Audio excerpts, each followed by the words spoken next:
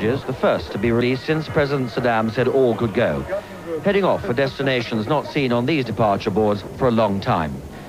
They'll all fly on Iraqi Airways. It'll bring in much needed foreign currency. And some leaving today had mixed feelings.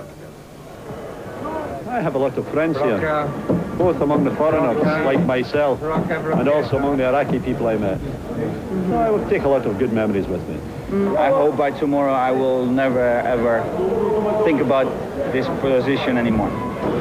At the Mansour Media Hotel, more are being brought in from various strategic installations around the country, no longer needed as Iraq's frightening human shield. All once lived in Kuwait, and as they told me, it hasn't been easy.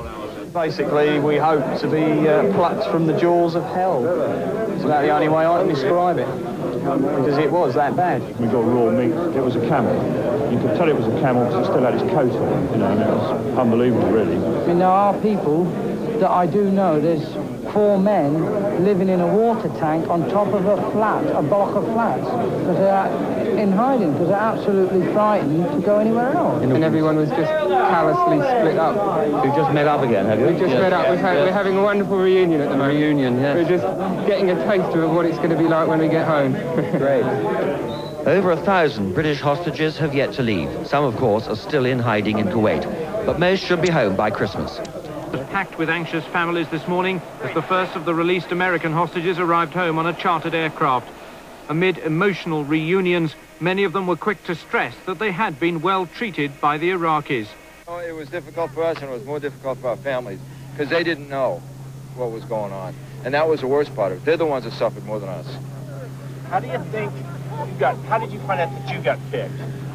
Well, to come home. They drove up in the middle of the night last night, blowing a horn, shouting my name and Jim's name, and said, just be ready to go by 6 o'clock in the morning. So we didn't have to think too much after that. It was just, you know, follow the routine. And 6 o'clock in the morning, we left. From returning hostages, news which has fueled hopes of a diplomatic settlement in the Gulf. Reports which speak of a new border fence around the southern tip of the disputed Rumaila oil field. Some experts believe this may herald a compromise deal, which could also include concessions on Iraq's claim to Bubiyan and Warba Islands. But today, Kuwait made it clear that such a deal was out of the question. If they are going to put conditions, that means we are rewarding the aggressors, and that's, I don't think nobody wants to do. Others believe an Iraqi withdrawal is now imminent. The Iraqi forces are not going to fight bravely in Kuwait. They will fight bravely if they are in their own borders. So he's going to pull them out. He started already his propaganda. It took him 2 weeks to build up the propaganda for the 2nd of August invasion. It will take him 2 weeks to build up that propaganda and pull out of Kuwait.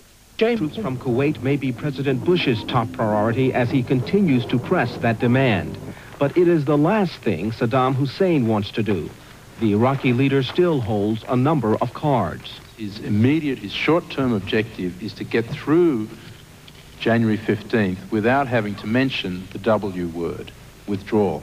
Experts say all of his moves are designed to hold on to Kuwaiti territory, which has brought America to the brink of war. He has now released the hostages because he hopes this will make it far less likely than that he will be attacked. But he certainly hasn't yielded on the main issue, which is the annexation of Kuwait. Analysts say there is still a lot Saddam Hussein can do to stall any American military action and weaken the resolve of the international alliance the United States has forged to oppose him. Indeed, today, the Iraqi leader again insisted that his rights in Kuwait be included in upcoming talks with the U.S. To blur the key issue even further, he could question the legitimacy of other Arab regimes. He could constantly push to include the Palestinian issue in any talks. And he could even play on the growing anti-war movement in the U.S. by staging a partial withdrawal of his army. He starts removing his troops, but they don't go all the way back. Now, at that point, he has not fully complied with the UN resolutions, but he's partially on his way. I don't think it's conceivable that the president then can take the country to war